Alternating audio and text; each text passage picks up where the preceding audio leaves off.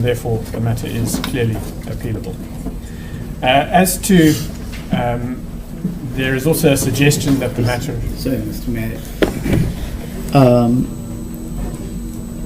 In terms of the order being appealable, the issue of, or the dispute as regards the name, that aspect wasn't dealt with definitively in the judgment, not so. It was, my lord. Your lordship dismissed the application. Yes, no, I dismissed the application, but insofar as the judgment is concerned, you dealt at length with the dissimilarity of the marks, the services.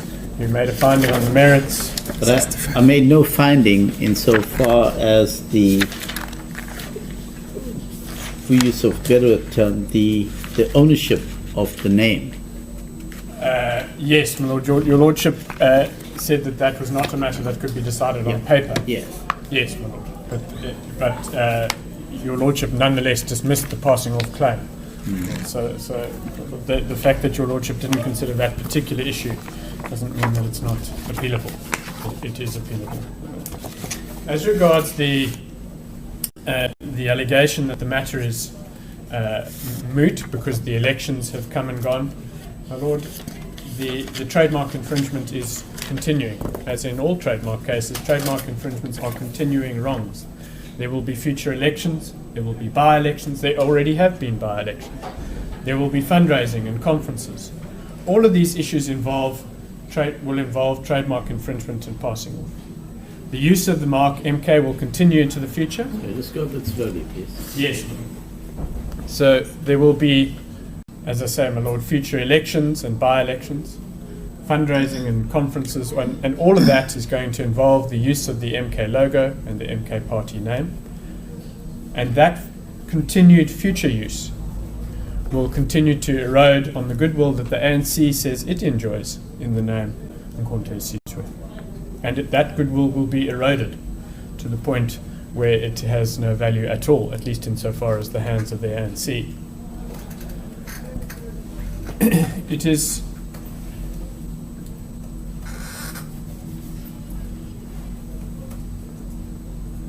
not correct to say that our case was based exclusively on trademark infringement and passing off in the lead up to the 2024 elections.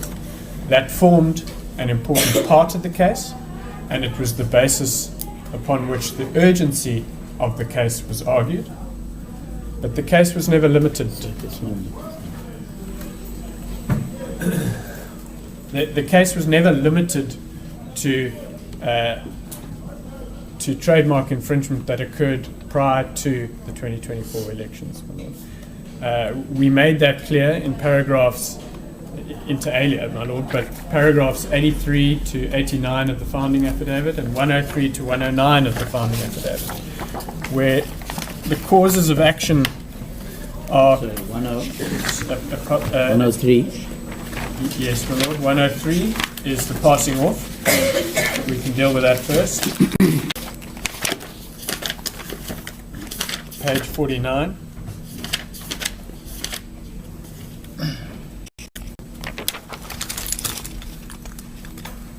And what you will notice, my lord, if one reads paragraphs 103 to 109, is that there is no mention at all of the election in 2024. And it is under the heading, the first respondent's conduct. It is that conduct which gives rise to the cause of action. And it was not specific to the 2024 elections. Of course, it involved consumer confusion, electoral confusion in the lead up to those elections. That is, of course, part of the case. But the conduct about which we complain is an ongoing one. It is the continued use of Mkhonto Sizwe from now until, and into the future. So it's not correct that the matter has become moot or because the 2024 elections have occurred. It's also not correct that our case was limited to the 2024 elections. It is a case based on a continuing wrong, which we say merits the attention of an appeal court. So the point is made by the respondents that the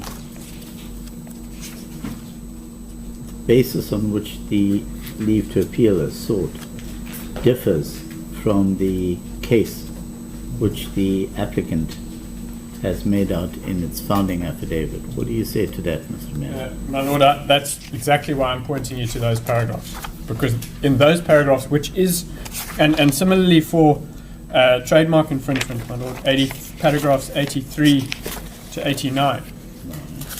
But the question that I'm asking I appreciate that. is, Lord, where does it appear in these paragraphs, from paragraph 83 onwards, that the concern of the applicant is not limited to the 2024 elections, but let us read. well, I haven't finished yet, Mr. Mayor. Sorry. But is there a continuing wrong that needs to be arrested? Well, my Lord, with respect, that is a self-evident proposition, because for so long as the mark is continuing to be used, there is continuing harm. Trademark infringement doesn't go away just because the election has passed.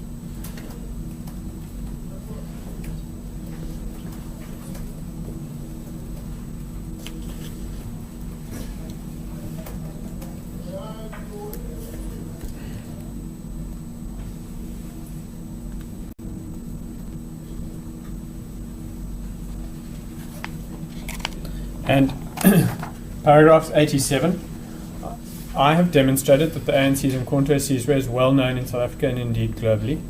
The first respondent, that's the MK Party, has gone to some lengths to create a non-existent association between the ANC's Umkhonto Sizwe and itself.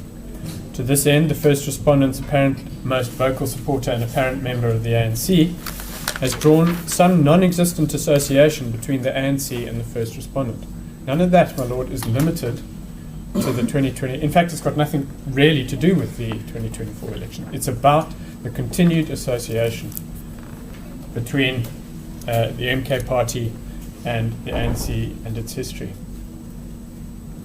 88. The former president is reported to have said a vote for the first respondent is to rescue the ANC from the outside. I hasten to add that at this gathering, the infringing logo of the first respondent was on full display. In fact, when he uttered the words, the former president was clad with a T-shirt fully displaying the infringing trademark. So those are examples of conduct that will continue into the future. 89. It is clear from the above utterances that the use of the first respondent's mark is likely to take unfair advantage of or be detrimental to the distinctive character or repute of the ANC's well-known trademark. Those are all allegations which apply, which continue to apply today, my Lord. The same is true, I don't want to read it all, of paragraphs 103 to 109, all of which relates to the sorts of examples, they include examples of use of the Umkhonto Sizwe mark, which are not going to stop simply because the election has come and gone.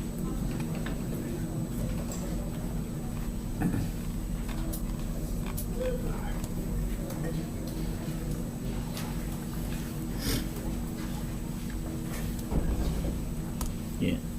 On the question of jurisdiction, my Lord, Your Lordship made, certainly as far as we are aware, it is the first time, my Lord, that our High Court has found that it does not have the jurisdiction to determine a trademark infringement in passing of case. That has never happened before, and with respect, that on that basis alone, we submit there is at least a reasonable prospect that another court may differ with you on that. Yes, but Mr. Merit, aren't you being selective or taking it out of its context? The context in which that finding was made was in the context that this was an election matter that fell within the purview of the electoral court. Yes, my lord. Well, that was your And lordship's then finding, yes. effectively, what you would have been asking me to do was to split the matter to find that certain parts belonged in the electoral court, and then on the same papers that this court had jurisdiction to deal with the trademark aspects. No, my lord. That is how you saw it, yes, my lord. But we were never asking for that. We never. You will recall, my lord, that I argued strenuously that this is not an electoral matter. Yes. No. Yes. So, my lord, we weren't asking for the same relief on the same papers. We didn't contend that this was an electoral matter. We maintained from the outset that this was an intellectual property matter. Yes. If you fail at hurdle, that if you don't get past the hurdle that this was a matter that belonged in the electoral court, then the rest of the debate becomes academic, not so. That is so. Yes. But with respect, my lord, we we differ strongly, my lord. I don't want to put it any higher than that. My lord, it's no different.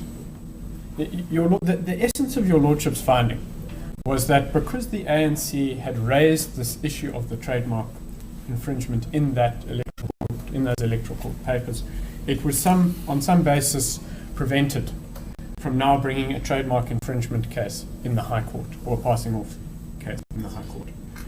My lord, we differ for a number of reasons.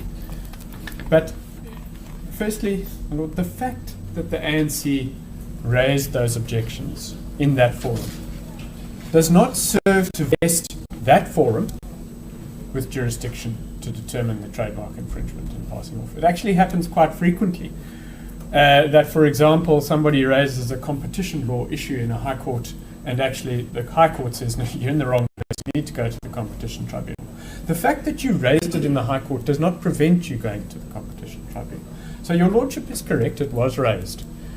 But the fact that it was raised in that forum is not a basis upon which to deny the ANC's right to approach this court for relief. The second point, my lord, is that where we submit respectfully that your lordship erred is that once your lordship found that the High Court does have jurisdiction to determine trademark infringement and passing off cases, then it is required to consider it. Yes, I'm with you that the High Court, in terms of the proper interpretation, has jurisdiction to determine the trademark infringement. What I'm trying to ascertain from you in the context of the appeal is practically how would that have applied in the context of this case if I maintained that the electoral court was the appropriate forum for the resolution of the matter. Well, my lord, that would be the end of it. The appropriate forum. You would no, my lord. With respect, you can't, with respect, deny or refuse to exercise your jurisdiction, which you admit you have, simply because you think it would be better placed elsewhere. Once your lordship accepts that you have jurisdiction to determine, you are required to exercise it. The only basis on which you could not have done so was res judicata, and there is no suggestion of that here.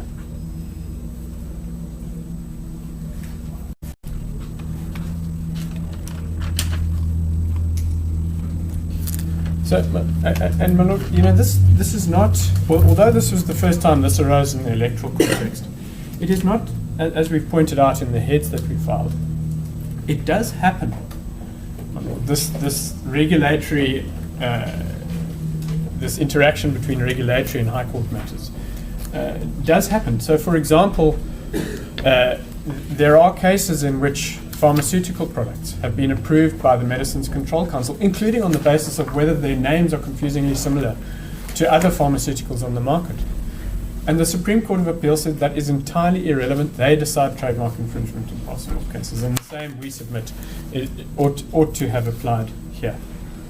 The fact of the matter is, my Lord, that neither the IEC nor the Electoral Court can make findings on questions of trademark infringement in passing off. They have no regard to what is on the trademarks register. They have no regard to common law rights. They consider, and this is clear from page 8 of your Lordship's judgment, they consider only whether the applicant's name is similar to another party's name. That is a very limited inquiry and doesn't come nearly as close and doesn't therefore ventilate the trademark infringement in passing off issues which we bring before this court. Also, my Lord, neither the IEC nor the Electoral Court can grant the interdictory relief that we seek in this application. All it can do is deregister a party or refuse to register a party. It cannot stop that party using the trademark. So, for example, my Lord, if the organisation, let's hypothesize that the IEC or Electoral Court had in fact said that Mkhonto Sizwe was not allowed to be registered because its name was inappropriate on some basis. That would not stop them using the name in public. They could carry on calling themselves Mkhonto Sizwe as an organisation. That's where trademark infringement is much broader than anything that the IEC or the Electoral Court can do. It is to stop the use of the name entirely that a person brings a trademark infringement passing off claim. The IEC and the Electoral Court can't grant that relief. So, my Lord, it is we disagree strongly, my Lord, with your Lordship's finding that the Electoral Court was the appropriate forum. It could never have granted the relief that the ANC seeks in this matter, and the fact that it was raised in that forum is not has no bearing on whether your Lordship has jurisdiction. And finally, once your Lordship found you had jurisdiction, it ought, with respect, to have exercised it. And we say, therefore, there are strong grounds, good reason to believe that an appeal court will differ with your Lordship's finding insofar as jurisdiction is concerned. Mr. Mayor, just going back to the notice of motion. Yes. 1.2 was for relief that the first respondent, Mkhonto Sizwe Party, is interdicted from using the logo. Yes. The warrior and the shield logo. Then 1.3 is the name, the use of the name. Indeed, my Lord. So, in essence, what you contended for is that not only should it change its name, but also change its logo. Indeed. And you'll recall that at the time when the matter was argued, I inquired from you practically what effect that would have, and you said, well, it would mean taking down all of their banners and election paraphernalia in total, because you couldn't have one without the other. Indeed. Okay. And that's still what you asked for. Indeed. Well, of course, they've taken the banners down now anyway. Yes. But yes, we will ask, we would seek an order. So it's literally an order expunging their name. Indeed. Preventing them from using their name, yes. From preventing them from using the name Mkhonto Sizwe, we would require them to change the name and the logo. It happens, my Lord. Political parties do change their name. I don't think by court order, though, Mr. Mayor. Well, it's no different to a trader being told that they have to change their name.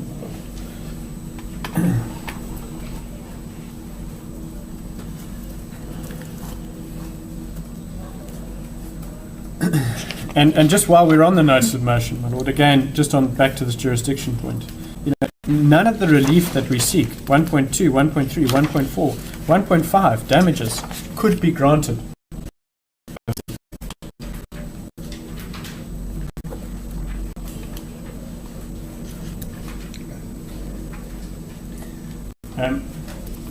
My lord, on the question of locus standi,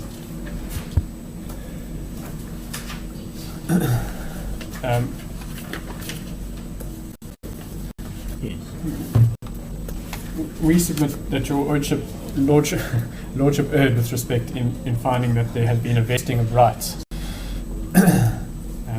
We also disagree with respect that Section 19 of the Constitution was invoked, because nothing about the relief that prevents the first respondent from forming a political party, participating in the activities of a political party, recruiting members, or campaigning for a political party or cause. Section 19, as we've said in the application, does not guarantee the right of every citizen to form a political party having a name that infringes upon the rights of others, and nor does it guarantee the right to campaign under such a name. And the point we make simply is change the name and you can exercise your Section 19 rights at will. So we disagree with respect, again, that the Section 19 was invoked. We also disagree that a registration at the IEC renders a political party immune to trademark infringement and passing off cases. I mean, consider, for example, my lord, or hypothesize that this trademark had never been assigned from legacy projects to the ANC. Legacy projects has no locus in the electoral court. It would have to be In the High Court, yeah. in the High Court. So it cannot be so that the registration of at the IEC renders one immune or vests rights in a political party which overshadow or trample upon those of trademark rights. And it also is with respect, there's no basis to say that the rights of a political party that owns a trademark are any different to those of an ordinary person on the street. The point we make is on the locus standi is this.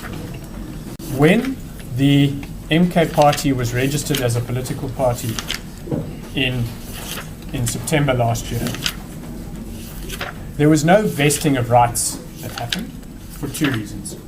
One is because that registration does not render the political party immune to trademark infringement proceedings, as I've said. And the second is that at the time they were registered, your lordship focused on the trademark assignment, the fact that it had come after the registration. But at the time that they were registered, of course, legacy projects owned that trademark. Yes. And those rights were not extinguished by the registration of the MK party, and the goodwill for the passing off claim vested in the ANC. And so there can be no... But the vesting of those rights with legacy prior to the assignment to the ANC, Yes, my lord. what is the effect of that? Well, the point I'm making, my lord, is that you cannot acquire rights, as the first respondent contends it did when it got registered, which when the very acquisition of those rights tramples upon and extinguishes the pre-existing rights of others. So how can it be that because they got registration, they are now no longer infringing legacy projects' rights? Yes, but legacy projects didn't enter the fray to oppose Well,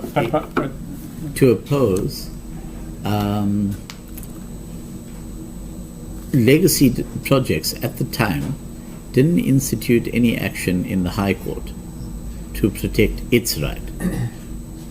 of course not, my lord, but its Yes. rights were not extinguished. It can't be. I mean, my lord, it could only, I mean, the mere fact that a political party is registered. But you said that the infringement occurred at the time of the registration. Well, indeed, well, it started then. And the infringement being vis-a-vis the MK party and Legacy at the time of registration. Yes, it would have been infringement. The point, my lord, is that one cannot acquire rights which are in which contravene the rights of others. In other words, which are in conflict with pre-existing rights of others. And it was in conflict with pre-existing rights of others. It was in conflict with the pre-existing rights in the trademark, which at that time was registered in the name of Legacy, and it was in conflict with the ANC's rights of goodwill, which vested in the name.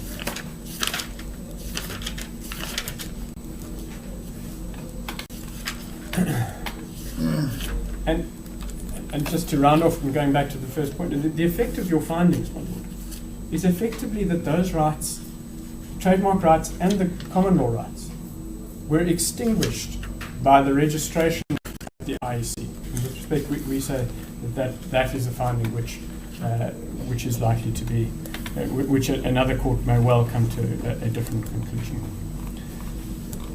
Those are the preliminary issues.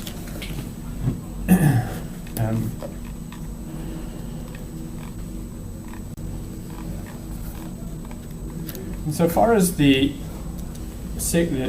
trademark issues proper are concerned, my lord, under the case under section 34(1)(a), your lordship found that the green background was sufficiently distinctive.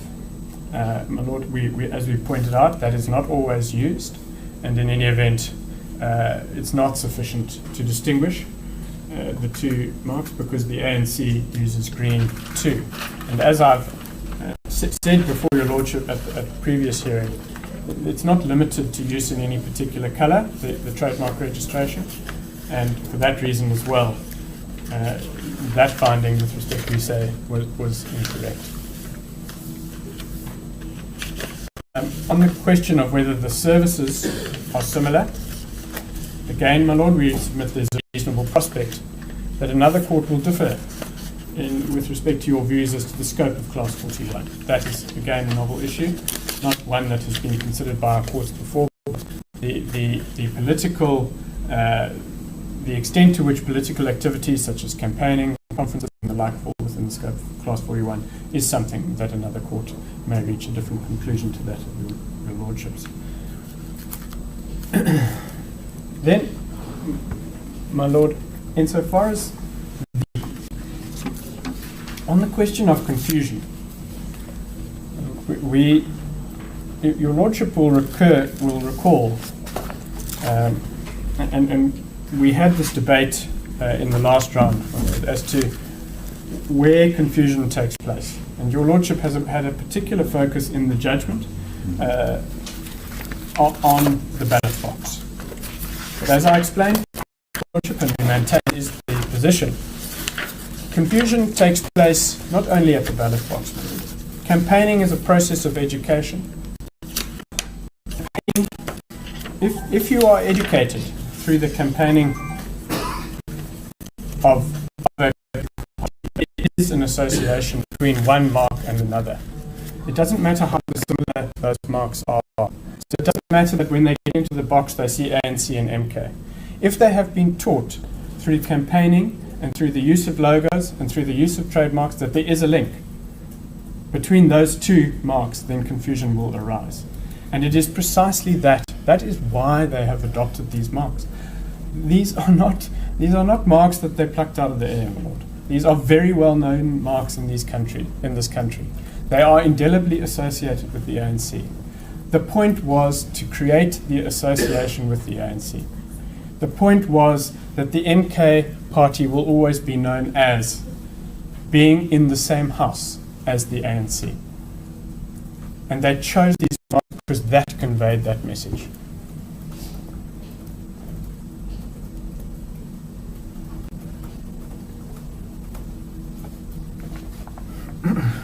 So, my lord, the fact that they then get into that a voter gets into the voting box voting booth and sees the ANC and the MK is, by then, it's far too late. The confusion has already been sown because the link has already been created between those marks. And it is the use prior to the voting box on the campaign trail that gives rise to the confusion and deception. And it will continue from now on in every parliamentary session, in every conference, at every by-election. That association will continue. Mr. Mayor, that point is made right at the outset in your application for leave to appeal. Have I mischaracterized the applicant's case, or as I look at it, my framing of the applicant's case appears to be taken directly from the applicant's founding affidavit? I just want to get some clarity. Sorry, my lord. I think where it's taken, I'm not sure which paragraph your lordship is referring 21. to. Sorry. Page 13 of the founding Yes. affidavit. 21. Yes. So, my lord, this is where I started my submissions today. It's under the heading of urgency. Now, it is, I need to be understood, it is a part of our case, and it was a part of our case, and it was used to justify urgency, that there would be confusion in the lead-up and during the 2024 elections. That was a part of our case. And it was used as the basis upon which to justify urgency. But as I've explained, my lord, when we deal with the conduct, the actual infringing conduct, and when you look at the notice of motion, which one can start from page 40 of the affidavit all the way through to page 51, this case is about a continuing wrong, ongoing use in all contexts of the incontrovertible marks. Just logically, my lord, it would make no sense for the ANC to say, well, I object to your use of the controversies where marks before the election, but after that it's absolutely fine. And they never said that, my lord. From page 40, your lordship will see that the case was about the ongoing use of marks in all contexts.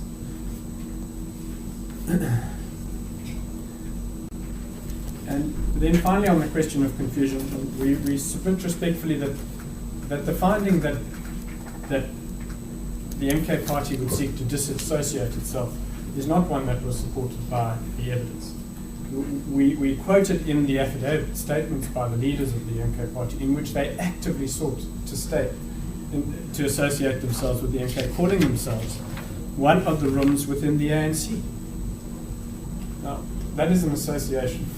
And it is always the case in trademarks infringements and passing off cases that the alleged infringer seeks to associate themselves because there are obvious and logical benefits to doing so.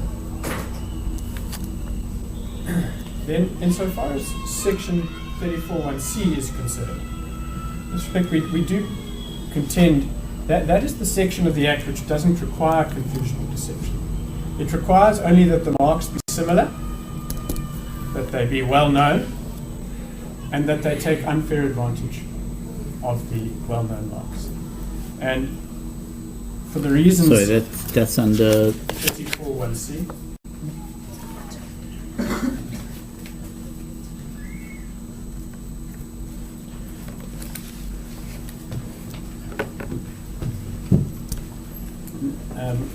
We've dealt in our heads of argument in paragraph 6 and 7.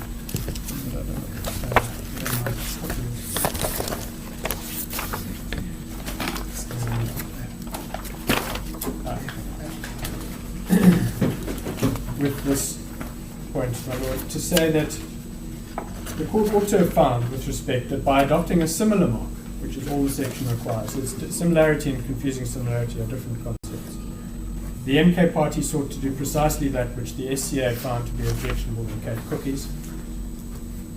In other words, they took unfair advantage of the power of attraction, the prestige, and the repute of the Incontro Sizwe mark. And we all know that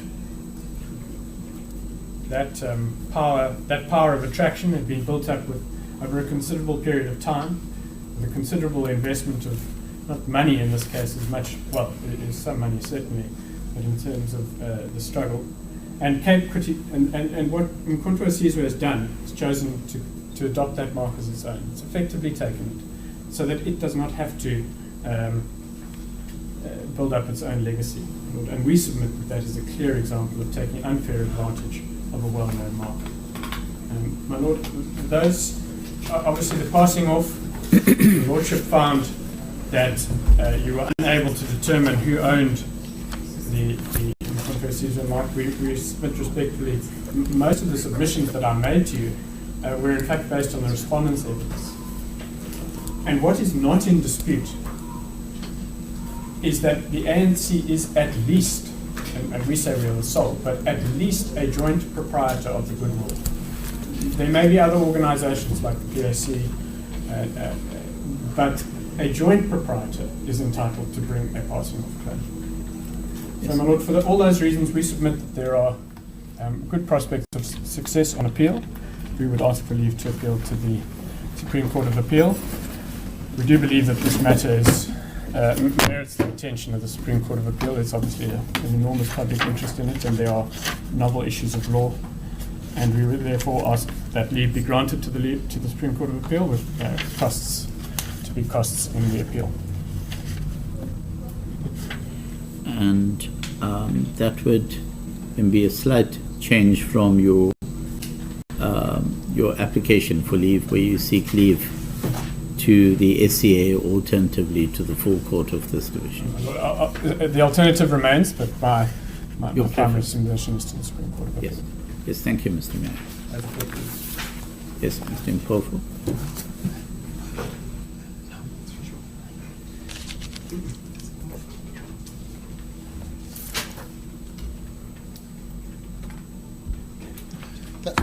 Thank you, Madam Lord. If I may start before the furniture is rearranged. Thanks. Thanks.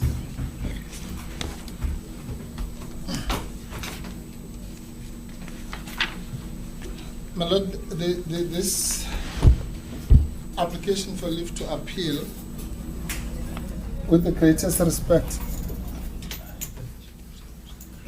I'm sorry.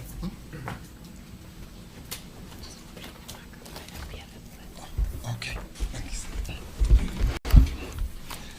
My Lord, this application is dead on arrival. It doesn't get off the starting blocks, my Lord. My learned friend correctly was trying to refrain from re-arguing the case, but he has ended up doing that. And I've listened to him very carefully. At least twice, minimum, he says that there's a reasonable prospect that another court may find differently. Of course, that's not the test. The test is not may. That was the old test. Since 2010, the test has been changed. It has been heightened, quote unquote. And the reason exactly that the legislature saw it fit to intervene and heighten the test was to stop hopeless appeals from passing to the test, rather to the appeal courts, to stop that floodgate. And this is a typical example of why the legislature did that. Because, my Lord, if there ever was a hopeless appeal, this is one.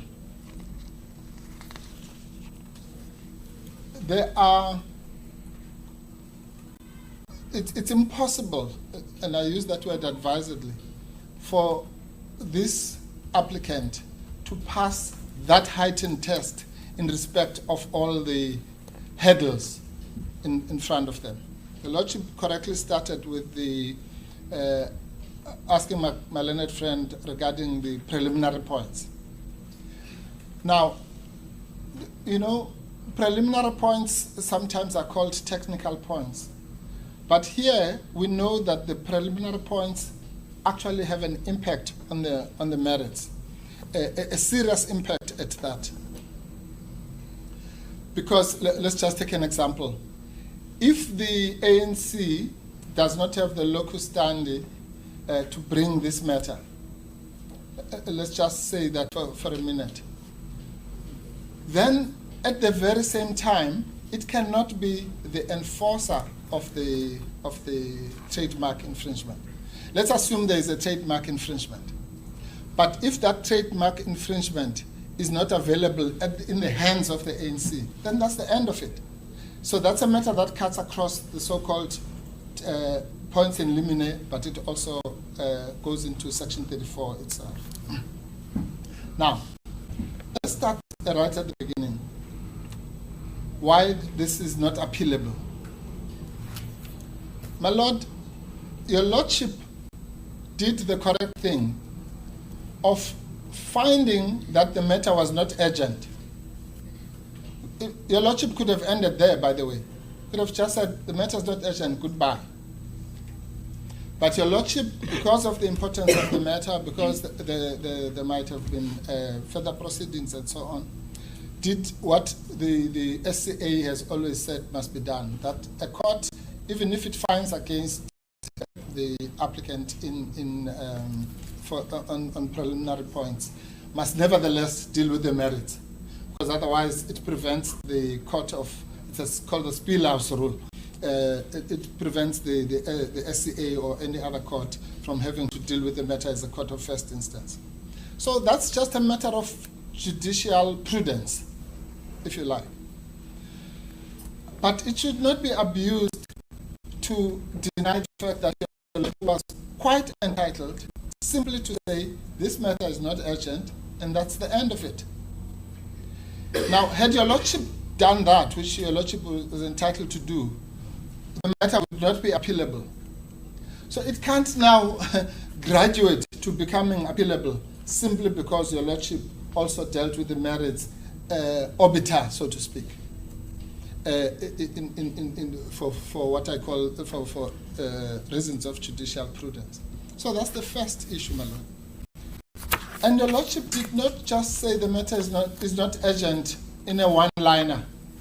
Actually, your Lordship went to great lengths to explain why the ANC, for months and months on end, did nothing to prosecute its so-called trademark infringement, and only did so after the December 16 announcement by former President Zuma. Your Lordship goes into that. I don't need to go to traverse that road. And we know, my Lord, and the reason why your Lordship went into that history, we know why they waited. It's because they were pursuing, rightly so, in the Electoral Commission, and they appealed, and they lost that appeal, and so on and so on. But all that could not have prevented them in September or whenever they became aware of the infringement. Or let's even say after the day after the assignment. Remember, the assignment was done exactly so that they can acquire the rights, as my learned friend says. Then you acquire the rights in September, and you do nothing until January of the following year. And as if that is not enough, then they say that so we say the agency is self-created, which is one issue. The second issue, which really comes to the nub of what we are about today, is why then would they not have received relief in due course? So what do they say to that, my Lord? They say, no, we could not get relief in due course because there are elections on the 29th of May. Fair enough. But now the case changes. So today we're told, no, we could get relief in due course because this matter goes on forever. You know, there are by-elections, the 2029, 2034, whatever, there'll still be the so-called continuing wrong. So the case cannot change according to, you know, the weather. It must stay what it is, and that is why, my Lord, and this takes us to the issue of jurisdiction. The Lordship will forgive me if I'm jumping from one of these so-called preliminary points to the other, because they're related. That's why, my Lord, the basic law of this country, in Gaba, in Chirwa, all the cases that your Lordship referred to, is that paragraph 75 of the Gaba case says that you determine jurisdiction according to the pleadings. So you can't now plead the case from the bar, you know, according to what stage of the electoral process we're in. That golden rule that says you determine the matter from the pleadings is the death of this application. Because your Lordship asked a very pertinent question. Mr. Marriott, where in your papers do you talk about by-elections of the future and so on and so on? Nowhere. So that's something we hear of today. I'm inviting my learned friend to answer that question when he replies. Where in these papers, not in, you know, we know that there'll be other elections and so on. In these papers, where do they deal with this new case of the future? And I'll tell you, my Lord, what they actually do. They deal with the present, as in May 29. And then they even deal with the past, but they don't deal with the future.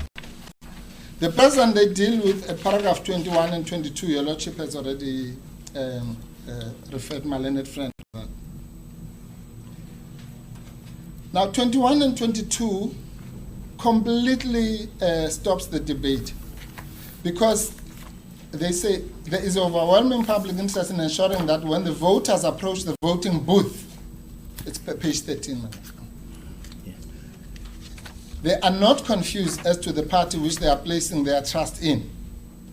It is a matter of clear public interest that any voter confusion, underline those words. So they have decided. Of course, we know that the law talks about confusion. They voluntarily decide to specify which confusion they are talking about. It's not the confusion of soccer spectators or whatever. It's the confusion of voters. So they are bound by that self-confined definition. And they say it's important that is clarified by your Lordship before the elections takes place. Before the elections takes place.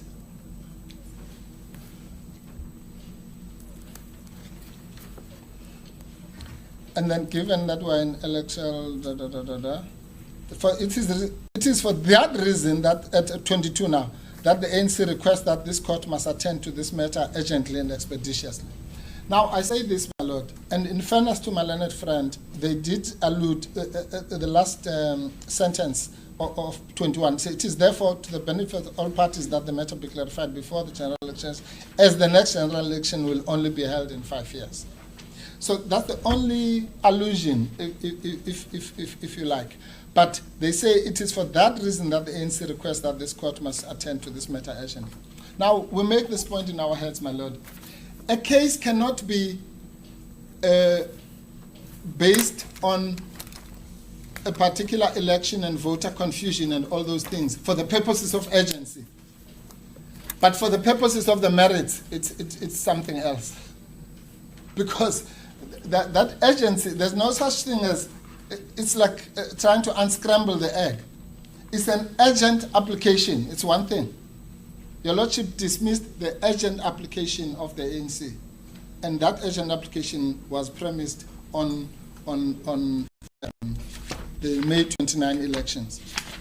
To make matters worse, my lord, if you go to right to the end, that's paragraph 50. My learned friend referred you to 62. I'm sorry.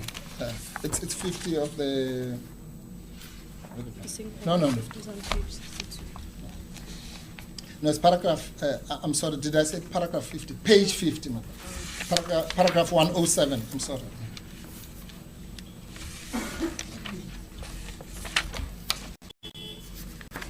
The Lordship was referred to these paragraphs by my learned friend. But look what they say at 107. In fact, the first respondent has made various attempts to create a non-existent link between the ANC and itself. The applicant has clear right in the form of its registered trademarks as well as common law rights to the name Umkhonto weSizwe. The first respondent has infringed these rights. In other words, they have infringed the rights in the past, according to them. That's why I say they cover the past and then they cover the pre-29 May period. But nowhere, as your Lordship pointed out, and as I've asked my learned friend to do they allude to the future. Now, that then also finalizes the issue of jurisdiction in the following way, my lord.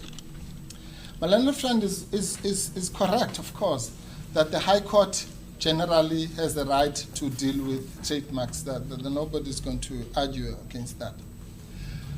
But that's not what we're debating here.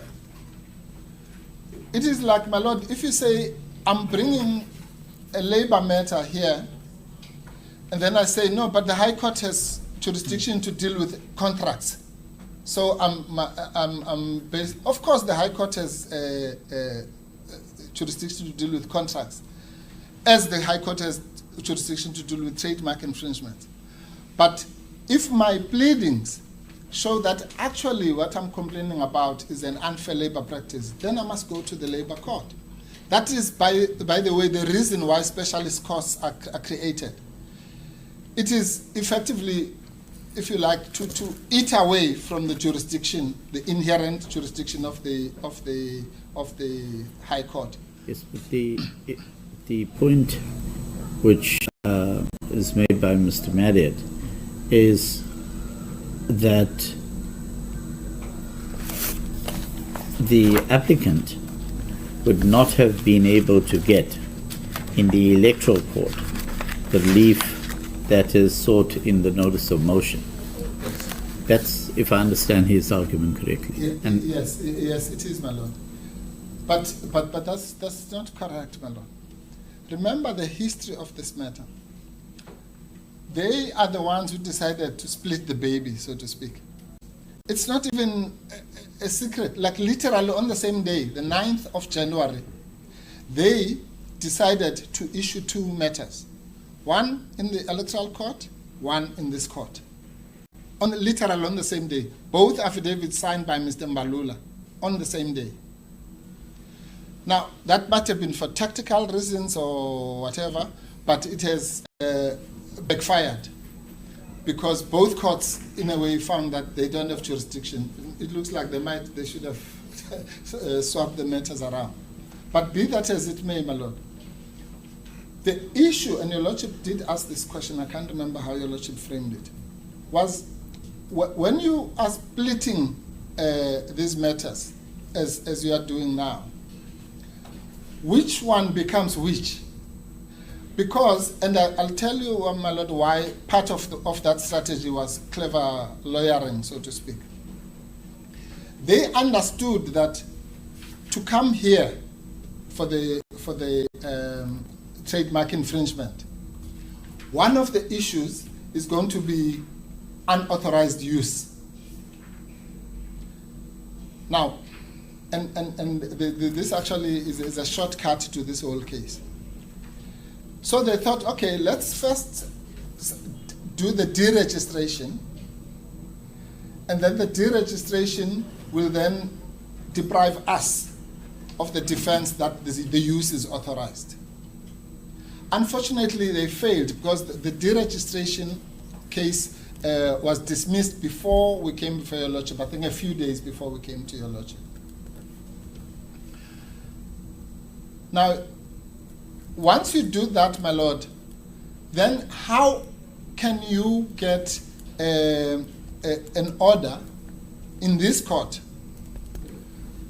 for whatever relief you seek, but which is hinged on where the element of unauthorized use is an essential element?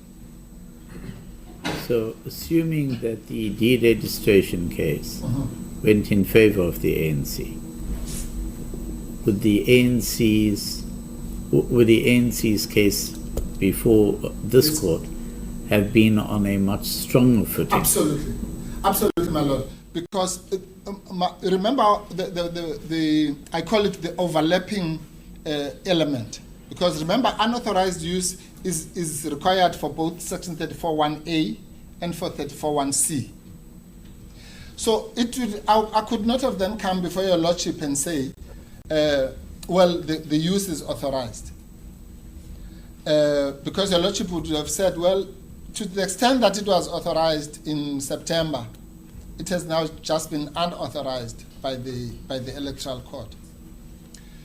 But once they lost that case, my lord, they cannot with a straight face come before your lordship and say that the use of the logo and the mark and the name and all those things is unauthorized, because it has just been authorized yesterday by the law, by a court of law of 5 judges.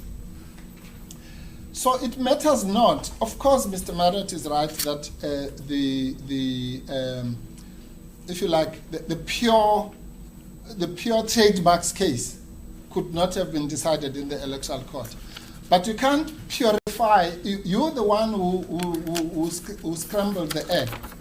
You can't then now want to unscramble it, because, my lord, it's not. They blame your lordship for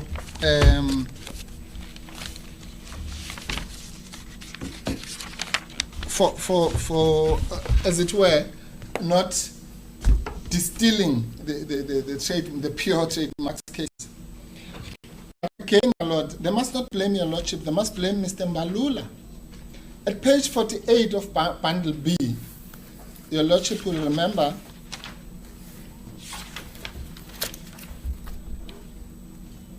it's FA6.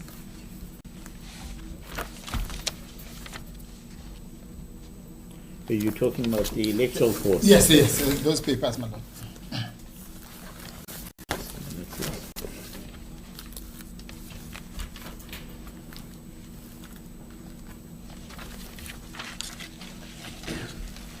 Yeah. 46, you said. Or 48, my lord. Yes. It is the ANC, not your lordship, that makes the linkage. Remember, at this stage, there's no High Court application, my lord. This is a letter that he's writing to the chairperson of the IEC. The date your lordship will find at page 50, 20th September 2023. 4 months before they come before your lordship. Yes.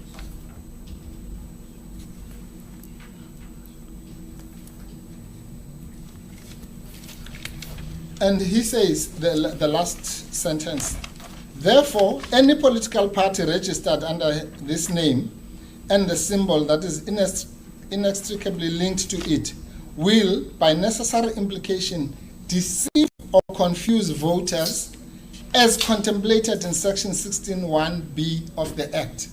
What Act is he talking about? The Electoral Commissions Act. So they link their complaint to this, but here's the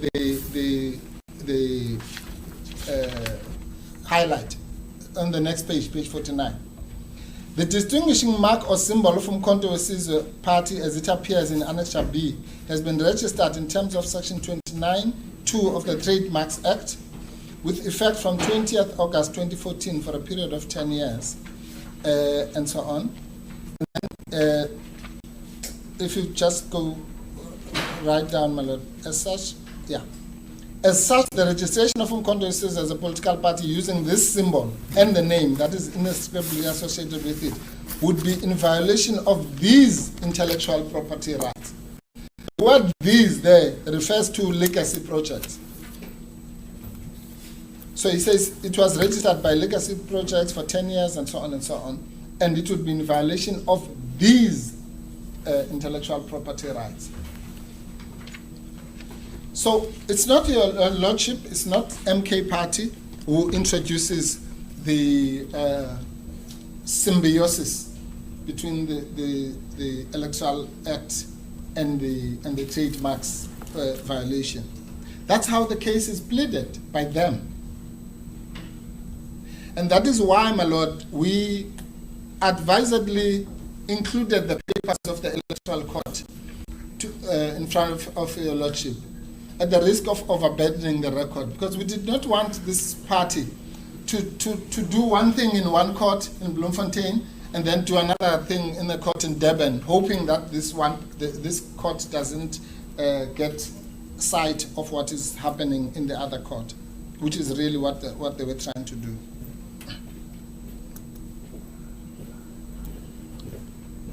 Yeah.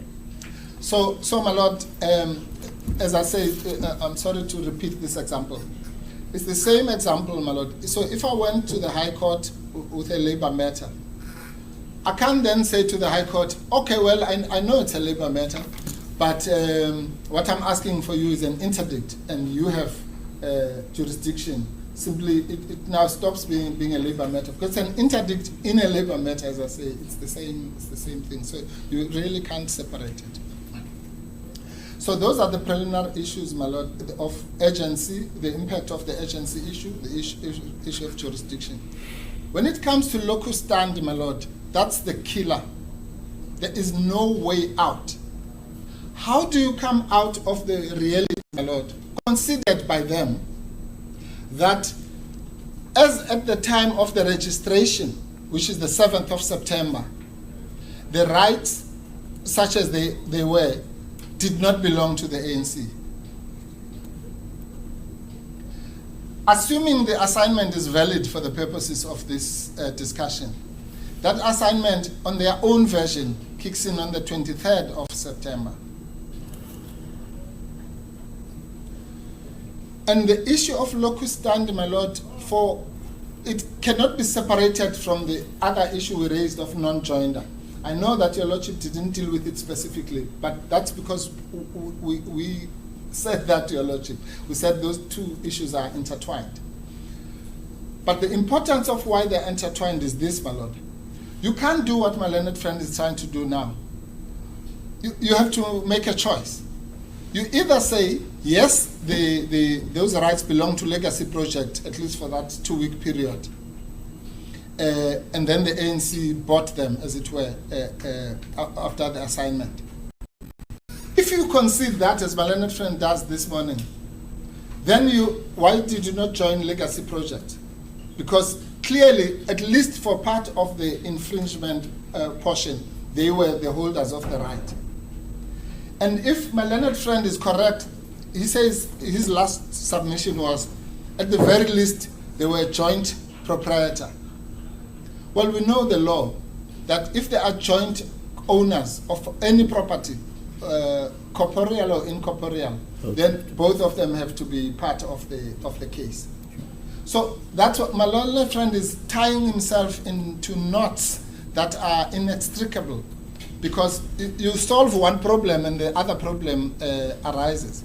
By conceding that Legacy Project was the owner, then that means that they are conceding the non-joinder point, if they are joint owners, as they now describe themselves.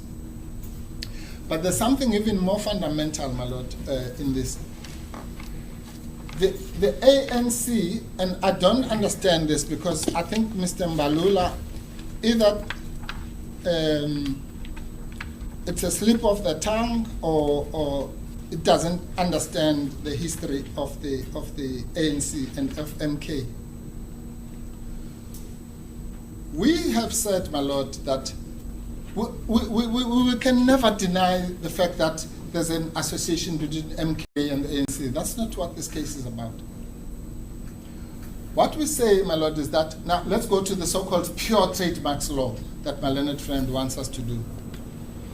In pure trademarks law, the proprietor must have exclusive ownership. Let's put aside for a minute the issue of joint ownership.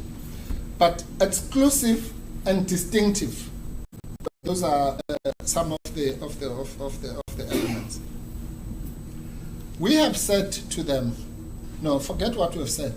They have considered that the MK Umkhonto weSizwe in 1961 was formed by what they call the congresses, right? We explained that in our answering affidavit. What are the congresses? The congresses meant the ANC, the South African Indian Congress, the Congress of Democrats, and SACTU. And the SACP was not part of the Congress Alliance. But Mr. the Mpofu, I'm sorry to interrupt. Yes, ma'am. Obviously, don't want you to re-argue the case. Yes, I've yes, already of course. found in your Okay, favor. okay, madam. Yes. Yes. I think No, let's madam. just stick to the grounds of appeal. Yes, yes. Now, okay, my lord, what I'm saying is this: you can't really argue the case in this kind of compartments that my learned friend wants you to. If they concede, as they do here, that the Umkhonto weSizwe was formed by other people, I forget who they were, then the implication of that is that it cannot be a badge of origin.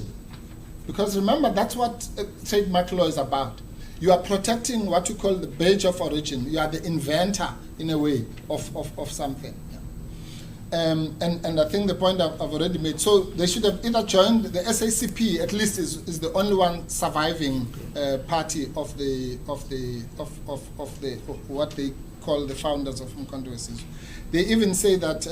But Mr. Mpofu, my decision doesn't deal with the issue of non-joinder as a stumbling block for the applicant. Yes, no, I accept that, my lord. But I'm saying the reason why I'm the one who invited your lordship not to, because I said it's intertwined with locus standi. So that's why I'm dealing with it as part of the locus standi. But be that as it may, my lord, my submission is this: they cannot go past any of the preliminary points, and even if they could, they can't go past the appealability point. And then the third point is that the matter is moot on these pleadings. It's now moot because the elections have come, they're gone. People are all over in legislatures and in Cape Town and everywhere. So on these papers, the matter is moot.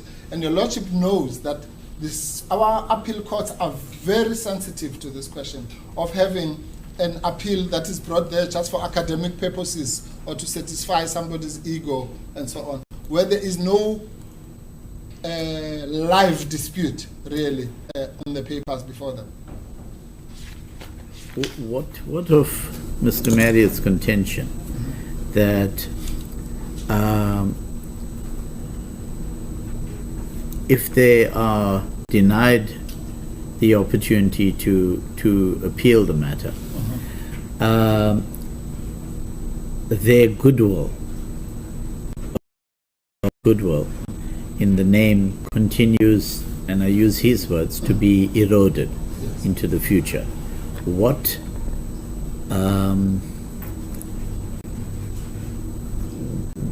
is available in the hands of the ANC to prevent that, if that is taking place? Thank you, my lord. The answer to that is very, very simple.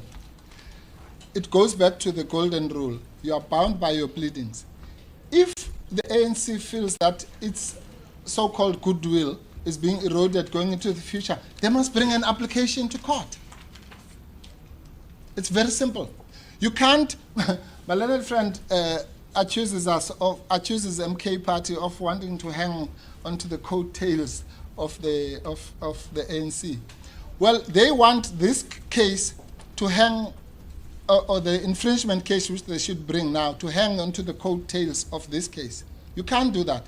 An appeal is not a place where you want to now assert new rights. If they want to assert new rights, they must bring another application. That's the recourse, my lord. Bring a fresh application. If we say in that application, no, it's res judicata, they can say, no, no, no. That case was confined to the period up to the 29th of May. Now, you are doing by-elections here and by-elections there, what have you. So the answer is very simple. If they feel aggrieved like any other litigant, they must litigate. We're here, we're ready for them. So that's the answer to that. And so that's the end of the preliminary point. Now, coming to the merits, my lord, I'm going to be very short, because really the shortcut is this. I'm going to only deal with two elements. Unauthorized use we've already dealt with. The second one is in the course of trade. And the reason why I'm dealing with only those two is because those are the two that overlap between section 34.1a and 34.1c. So if they fail in those two, then we kill two birds with one stone, as it were. So I want to address unauthorized use again. In the course of trade. My lord, your lordship will remember this. I remember it as if it was yesterday. We said, okay, now show us, assume everything, the assignment is correct, you are the registered proprietor and so on. Which class? And they said class 41. And your lordship said, well, one that cover the what we are busy with here. And we had all agreed to frame it as electoral politics, as it were. And my learned friend said, no, it's there on the list. And he took the list, he looked, it was not there. And it's still not there today. And it will not be there next week. So if the element of in the course of trade cannot be met, could not be met, then, and my learned friend was at pains, or rather constrained to concede that, even if not in so many words, then how is that going to be suddenly cured in the SCA? At what point is it now going to be class 41? And again, your lordship dealt extensively with this in the judgment, to say that I think the last attempt was to say, well, it deals with congresses, the class, and therefore a political party also holds congresses. I don't even know what that means. Yeah. But it was an ill-fated attempt nevertheless.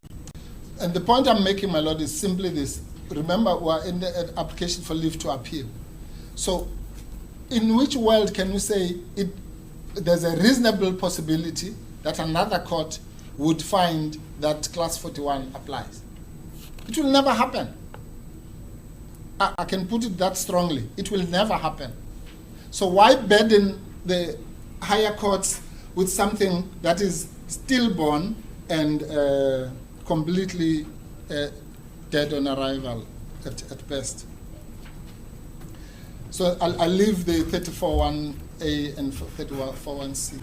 Now let's go to the last point, which is passing off. The passing off matter, my lord, is the one that your lordship, with the greatest respect, dealt with right from the beginning. When your lordship said to us, please parties, can you give me the two logos of what will be in the ballot box? That was the end of the passing off case. Because the issue of similarity or dissimilarity, the so-called what's it called, side-by-side analysis, completely deals with that. Because you can't pass off, at paragraph 65 of the judgment, your lordship put the two logos literally side by side.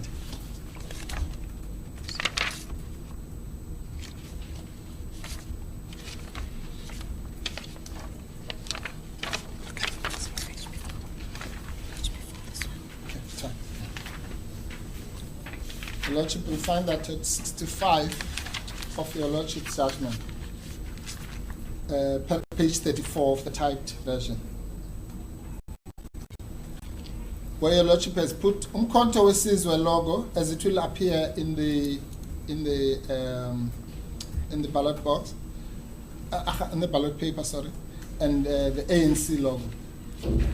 So the issue of so-called voter confusion as it relates to the passing off is completely destroyed by the so-called side-by-side analysis. But let's put aside the issue of similarity or dissimilarity and go to the goodwill that was mentioned now. Now, I ask this, my Lord, as a rhetorical question. If the goodwill in the MK logo resided with the ANC all along, then why did they go and buy it from legacy projects? The act of buying, because that's what assignment is, just a big word, but they want to buy the goodwill from legacy projects. Now that poses two serious stumbling blocks for them. One is you can't then come here to protect that which you did not have and bought later. Obviously, if it's a house, you can't say, well, I've come to buy the house, but I'm protecting it retrospectively. Your Lordship dealt with that. The quintessential law of trademarks is that a trademark cannot be retrospectively assigned. Then the goodwill argument is just fallacious. We know that it's admitted that they disbanded umkhonto wesizwe in 1993, and then they allowed, quote unquote, legacy projects for 9 years to appropriate exclusively the goodwill. So if indeed this was a so-called pure trademarks matter, why did they allow legacy projects to go for 9 years with their exclusive mark or logo? It is because it had been abandoned by them deliberately, and that process cannot be, you can't erase that history, my Lord. Yeah. So whether you look at it from the point of view of similarity, there's no passing off. And whether I look at it from the point of view of reputation stroke goodwill, there's no passing off. And so that's the end of the case. The very last point, my Lord, is that in any event, the nature of the relief sought before Your Lordship is interdictory. And therefore, the harm which they have identified is confined to the pre-election period. You can't now come and want to expand it later in the SCA or any other court. It would be a tragedy, my Lord, if we were to overburden any other court with this matter. When the horses are loaded, the has left the station, and I've run out of metaphors to describe the situation that we're in. So it really would just be for pure academic purposes to say, oh well, wouldn't it be nice if, what would happen if a political, courts are not for that. That will be left to academics. The academics will analyze Your Lordship's judgment and say what they have to say, but not to waste our scarce judicial resources on this, as the court pleases me. Yes, thank you, Mr. Improve. Mr. Marriott.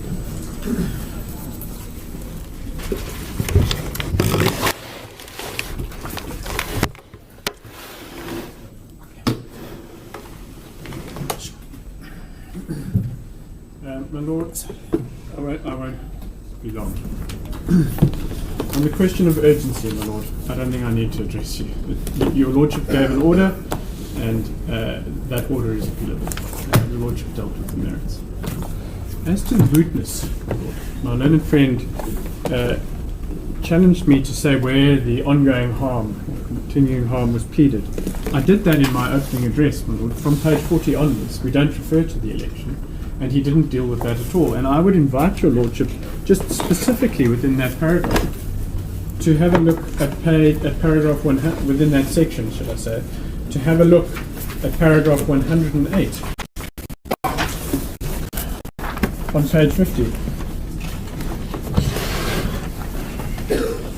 It says, my learned friend took you to 107. It's where the point is made about the creating of a non-existent link, and then it says, the longer the conduct of the first respondent continues, the greater the likelihood of loss and damage to the ANC. There's no adequate remedy to prevent the first respondent's ongoing unlawful conduct other than an interdict. That's not limited in time to it suddenly stops, when the May 2024 election happens. And on that point, and of course then he goes to paragraphs 21 and 22, which again we have explained, relate to why an urgent hearing was required. Everything we said, everything that was said in that context, we stand by with respect, because there was irreparable harm in the elections. But the fact that there was irreparable harm doesn't mean that the infliction of the harm should be allowed to continue. So, my Lord, and then my learned friend used many metaphors, and he ran out of them, to say that it was that it was academic, my Lord, but they're still using the mark. Mr. Mayor, let me raise one issue with you. Yes. Mr. Mpofu says, well, if the case that you've brought is considered by at least this court to be confined to the 2024 election. I know you take a different view, obviously, and that's where we part ways.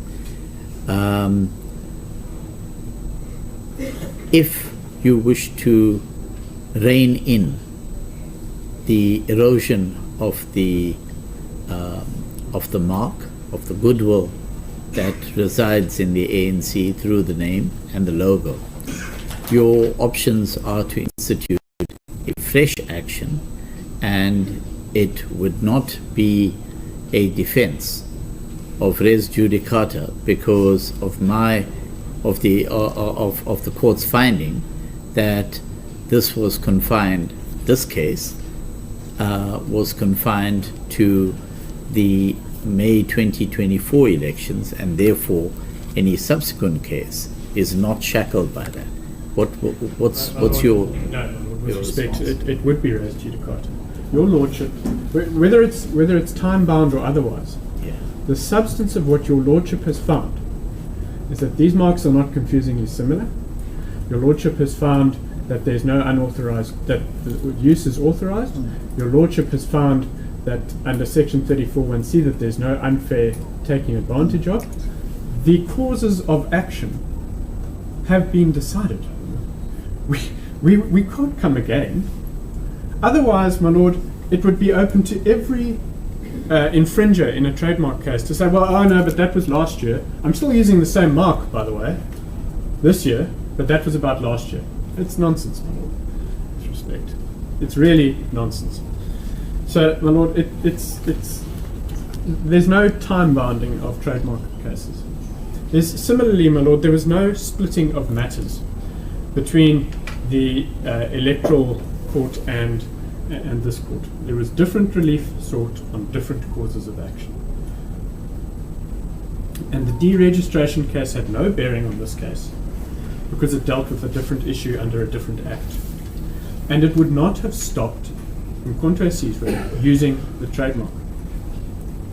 Nothing about that process would have stopped them using in contra cisre.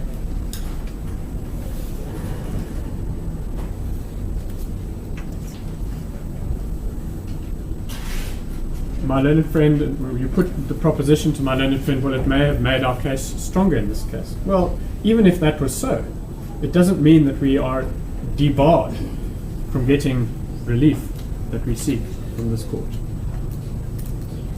may help us to get the relief. On the question of jurisdiction, my Lord,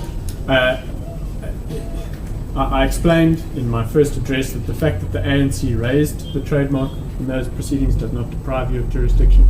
And as I understood my learned friend, he conceded that the Electoral Court would not decide the trademark issues. That's the end of that debate. On locus standi, my learned friend calls it a killer point. With respect, I beg to differ.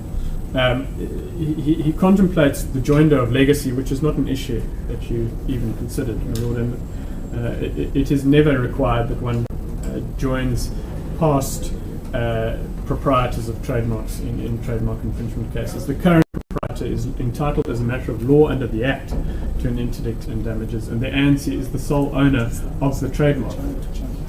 He conflates in this regard what I said about the passing off and the joint ownership of goodwill and the common law rights with what I said about the trademark. The trademark is exclusively owned by the ANC, and it alone is entitled to bring trademark infringement proceedings. Then, so my Lord, the preliminary points ought to be no bar to the grant of leave to appeal. As regards the merits, my Lord, my learned friend dealt relatively briefly with those issues. He said he dealt first with authorization, albeit that he dealt with it earlier.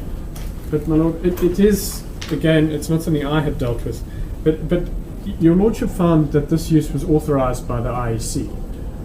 It's the same point as the vesting of the rights point. It's not something that the IEC can authorize. As regards his other submission about in the course of trade, actually what he was referring to was the similarity or otherwise of the services, which again I have dealt with in my opening address. He inaccurately says that the services that we relied on were not there. The correct position is that indeed some of the services were included in the NIS classification, and we maintain that a different court may come to a different conclusion as regards the similarity of those services. Finally, my Lord, on the question of passing off,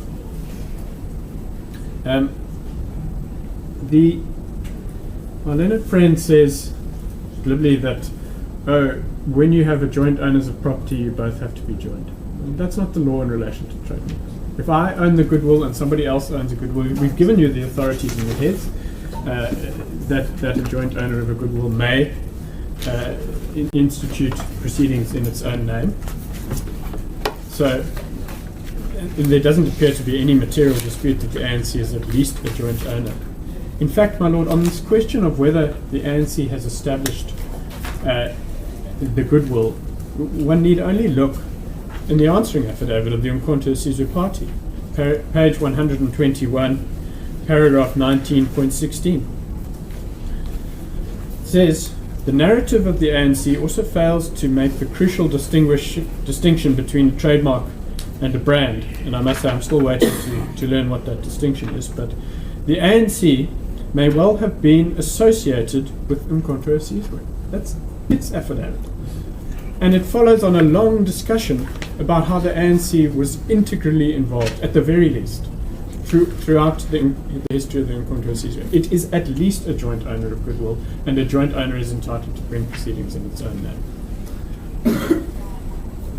And then finally, on the question of the test, I've made my submissions regarding the comparison of the two marks in the ballot box. And I've explained that for passing off, that ignores the evidence which shows that the association that is indeed sought to be drawn, including by the leaders of the MK party. But it's also the wrong test, and I just go back to this, the wrong test for trademark law. Trademark law requires a comparison only of the registered mark against that used by the proprietor, and the registered mark is the mark that is on the register of trademarks, not that which is registered before the IEC. My Lord, we have been in healthy debate for 90 minutes. Yes, thank you. If ever there was an indication of perhaps leave to appeal ought to be granted, we submit that there are indeed some issues that warrant further attention. You'll have to wait a little bit longer. I intend to reflect on the arguments, and I'll hand down a decision in due course. Parties will be advised in due course. Yes. Yes. Judgments reserved in that.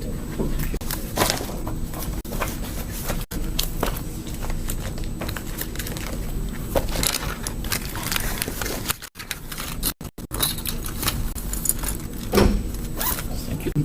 Court will rise.